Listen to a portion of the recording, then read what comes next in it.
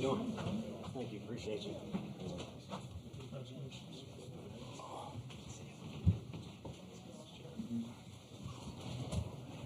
Good job, dude. Danny said he killed it out there. Okay, I've done the preliminaries, so Tony, give us an overview, please. Yeah, I mean, outstanding game. Their lineup was as advertised. Very difficult to navigate was the word out on the street for good reason. And they got a lot of fight to them, too. I know they've got a lot of elimination wins and comeback wins. So it was going to take an extra special effort out of our whole team, to be honest with you. This is the second week in a row we've got to a guy that many people don't get to. And they're guys that can frustrate you, which makes it even more difficult when you kind of are feeling that playoff vibe or elimination deal. But we got the special effort by those guys, you know, forcing somebody who refuses to come out of the game to come out of the game. And then we brought our guy that doesn't like to come out of the game. And a few guys asked me on the field, a lot of people asked me on the field, what did you mean by you made a mistake or you should have put your team in a better position in game one? And that was me just speaking out loud to you guys and being honest. I don't feel good about the guy to the left of me not being in a game that we have a chance to win. So maybe we can go to him in the ninth inning when we've cut it to 5-3, but then he can't go for as long as he did, or maybe doesn't even have an opportunity to come in that earlier in the game. So that's kind of what I was referring to. It's an interesting deal how the season has worked out, having a starter go to the bullpen for a reset and then lighting the world on fire out of the bullpen. So it's kind of the way we rolled with it, but the second time he's gone, you know, up towards 100 pitches in the playoffs. And, you know, Doe will bounce back and be one of the best pitchers to come out of this thing. And there's a lot of other best pitchers, but I'm prejudiced. It might be the best guy in the whole thing. And trust me, I know the guy we faced the other night, how good he is. But that's why it was nice to be in our dugout today, I guess, in conclusion. Okay, let's open it up for questions for the student athletes first, and we'll start back here. We got Claire and Haley today. Matt Tallery from World Baseball Network. Chase, how did it feel to just maintain your composure with your mechanics on the mound, finishing off with 6 innings, 73 pitches, 20 batters faced, no walks, striking out 9 batters, let alone containing the run tempo with not having the Stanford offense get into scoring position the rest of the way?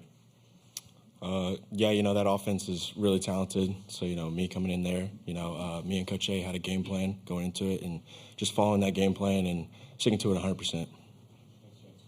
Okay, right here. Jack Foster, Rocket Top Insider. Jared, just what do you think allowed you guys to have more success in the 5th inning offensively? You know, I think we were just putting together quality at bats. The guy's obviously a really good pitcher. He's done really good things this year, so credit to him for that. But I think we just started to calm down a little bit and realized that we're never out of the fight. And I think we just started coming together as a team like we always do later in the games. Okay, next question. Yeah. Matt? Matty Marias, White and Blue Review for Chase. When you came in that game, it obviously felt like a lot of momentum was in Stanford's dugout and they had a situation they could have put together. What was going through your mind as you approached that first hitter and settled in? Yeah, you know, coming out the bullpen, you know, I got one thing in mind, it's just do your job. You know, no fight's too big for us, then I'm just going to go out there and do my job and hope for the best. Okay, back over here. Yeah, Chase, Gentry SS Tennessee. And what do you think it is about this role that suited you so well? That's hard to say, man. I mean, there's a lot that goes into it. I love energy. So, you know, coming in this game, I had a lot of energy. Ball it up. You know, I knew how to go a little bit longer today. So, you know, it's a different role, but I'm happy being it. I think really regardless of what inning he or other guys were throwing in, it was a crazy beginning to the season. And the whole group needed to find our way, but we also kind of needed a reset. And whether it's individually or as a team, Jared mentioned it, just kind of coming together and finding a way to be the best version of ourselves. Because we were fighting so many extra battles at the beginning of the year. And now we're just fighting the game and the opponent, which if you're in this place, it's hard enough as is. So there's no reason to fight extra battles. Okay, back here.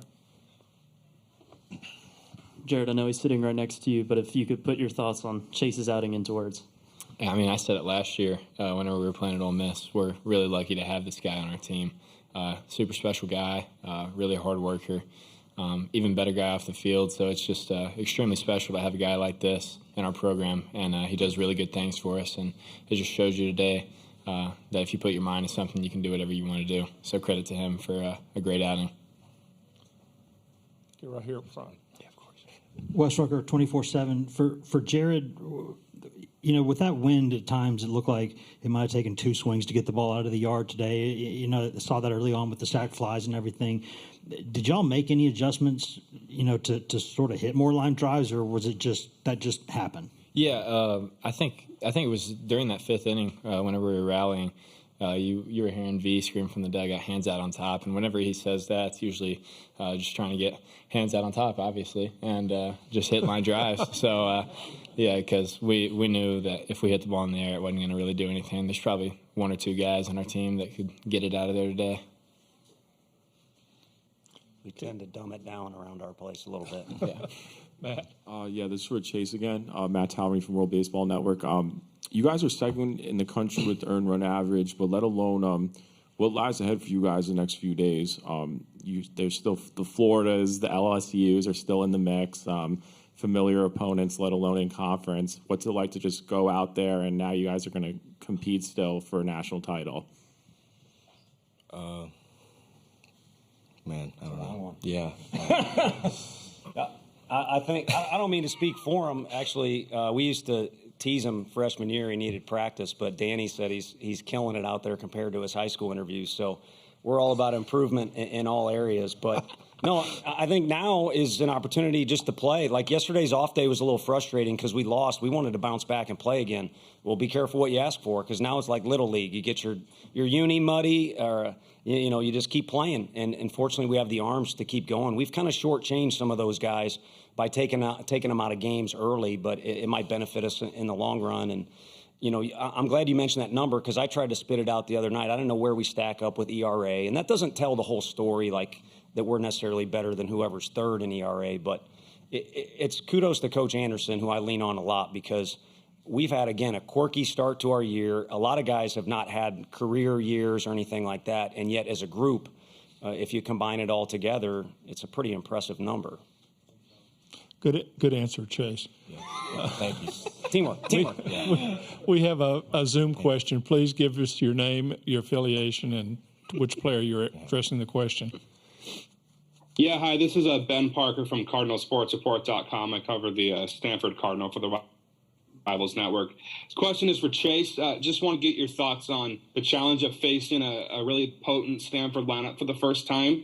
Just what's the challenge of facing a tough lineup like that the first time? And then, of course, also the first time they had seen you before. So just do you feel that maybe that first-time matchup worked to your advantage at all in this one? Yeah, definitely. I don't know if they have a pitcher, in their conference that's kind of like me. They were putting really good swings on my fastball and slider too. So I used all my pitches today, to get ahead in the count and do the job. So. Okay, this will be our last question for the players. Jack Foster, Rocket Tap Insider. Jared, you guys have had a lot of comeback wins, especially in the postseason. What can you say about the perseverance and fight in this team improving over the course of the season? Yeah, it's super special. And like I said earlier, we just know we're never out of the fight. We've got a really special group of guys that have been through a lot this year. And we kind of huddled together before the game and told each other, let's not let today be our last day. And I think everybody kind of just took that and ran with it. Just coming together at the right time. And it's super special what we've done. Men, thank you. We'll see you tomorrow. You're super special, Jared. Chase, if you want to stay and answer for him now. You want to? Yeah. Thanks, guys. Okay, open it up for questions. We'll start back here with Matt. Yeah, Tony, it felt like over here. Sorry, I felt like Quinn was really settling in there those first 4 innings. You felt like he had a good rhythm going. How did you break that as suddenly and as potently as you guys did, do you think? Now that he's out of here, I think it's easier to say he changed the energy of the game when he came in. And it was frustrating for everybody because we got a chance to score in the first inning and don't do it. We got the right guys up at the plate. We don't do it. And then Doe is cruising or, gets 2 quick outs, I should say, and has a chance to get us right back in the dugout. And let's keep this thing going because we felt like we had a good mindset and game plan for Matthews. I think the guys were excited about the challenge because last week during our whatever you want to call our schedule was in Hattiesburg, we had to sit there and wait for the Texas-Stanford game to finish so that we knew what time we played the next day, which was the biggest game of the year. So the guys were excited about the challenge, and I think we had a good game plan. So the offensive approach was there, but it was just kind of a kick in the gut to all of a sudden think we're going to be ahead in the first. Now we're down in the first. And that was a theme early in the year. We expected to do great things right out of the chute, and when it didn't go well, the guys got deflated. And somewhere along the year, we learned to respond the right way. When it gets tough, you got to get a little tougher, or whatever cliche you want to throw at it. So I think we grew up as a team and handled situations better like that in the middle of the game when you're down 4-0. I think this is the third time we've come back from 4-0. But then also, to be honest with you, since he started to come in the games, instead of starting, he's completely changed the vibe. When he's out there, the guys get energy from it. Okay, over here. Yeah, Tony, what does it say about Chase, given how the season has gone, and yet he's responded the way he has? And have you been around too many relievers that can change a game the way he keeps doing for you guys? Yeah, he's a pro. And normally when you get a freshman, they're kind of out of sorts. They don't have routines. And I kept saying it last year because he did great things last year, and so had to answer a lot of questions about him. We didn't know we were getting what we got his freshman year, and it's more of a compliment to him than anything. We knew we were getting a great arm, great stuff. We were fortunate enough he decided to go to college instead of sign, but we didn't know he was going to be that mature. I mean, he thinks he's like an infielder or an outfielder. He's not that good, but his PFP was really good. His routines were already polished. He's a pro, and so I think when he's been asked to handle different situations, he's TBA last year in the Super Regional, but then we start him and he goes 7 innings and is incredible then.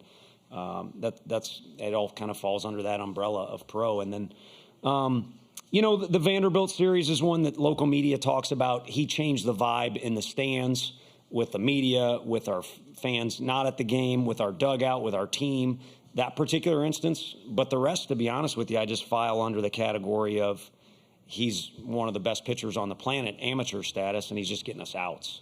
Because, again, we got a starter. And it'll be interesting. If we can keep playing ball, it'll be interesting when his next lump of innings comes. Does it come at the beginning of a game or the middle or at the end? Okay.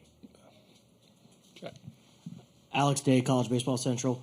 Coach, can you talk a little bit about what it means for you to get your first win here in Omaha and the program's first win in Omaha since 2001? Yeah, I mean, anytime there's a bridge to the history, it's a big deal for us. We invested a lot of time in kind of researching Coach Delmonico's time on Rocky Top and the 2005 team, but also Burke's team, and then Todd Helton's group. They've helped us a bunch. So anything kind of excites us that serves as a bridge between us and the success in the past. I mean, Tennessee in general is a place, Pat Summit, you name it, a very proud tradition. And then for today, to be honest with you, our little theme we've had all year long because of tough times is just keep pushing forward. So this is one more day we get to keep pushing forward, and then a win is nice, but you need more than one win at this place to get too excited about wins. It's more about this group getting to be together another day or two, and hopefully even more than that. But I don't know if they agree with me in August and September, like, yeah, let's do whatever we got to do to hang out a little bit more. But the team has come together, and I speak for them that we'll take another hour together if we can. Okay, Mike, well, this will be our last question for this session. Happy birthday, Mike. Thanks, Bill. Coach, Did you get him anything? I got a question. Okay, there you go. Coach Mike Patterson, Omaha World Herald. Going against Quinn Matthews today, a guy who had thrown 156 pitches at the previous start. Did that change your strategy at all, or did you have a specific strategy to attack him? Yeah, we did as a group, and you kind of got two choices. You could say, man, why are we the team that inherits the number 1 strikeout pitcher in the country and the number 2 strikeout pitcher in the country in our back-to-back games? Or you can have the Brian Cain mindset of we get to face this guy and this guy. And again, I think, I don't know, maybe it was because we were sitting and watching that game on TV last week and our kids knew who he was, or Coach Elander getting with those guys and putting together a pretty specific game plan that I would share with you at this point if I knew exacts. But I think it was more about looking forward to and excited about the challenge and knowing that it's not going to be easy. This is a wild place. You're dying to get here as a ball player from the time you're a little tyke. But again, like I said earlier, you better be careful what you ask for. When you get here, it is not going to be easy at any point of the whole deal. Tony, thank you. We'll see you tomorrow. Thank you. Have a good one. Okay.